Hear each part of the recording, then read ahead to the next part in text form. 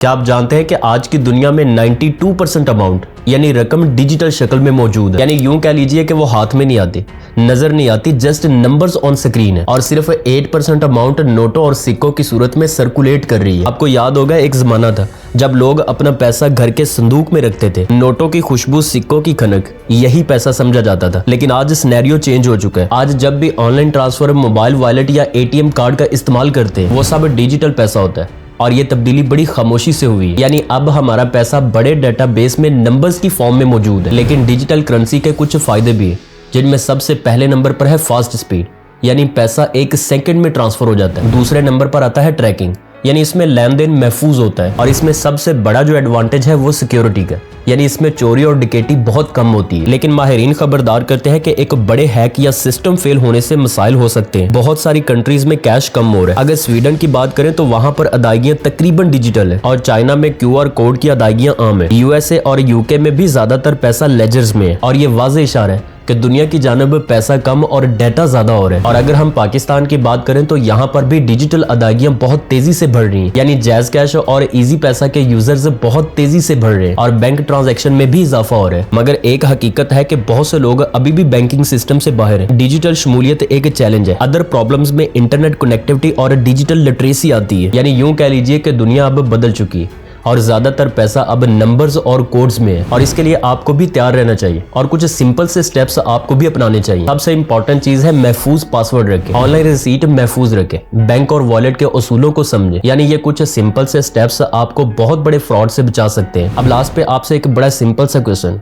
कि क्या अगले 10 सालों में पाकिस्तान कैशलेस कंट्री बन सकता है या नहीं? कमेंट सेक्शन में जरूर लिखें।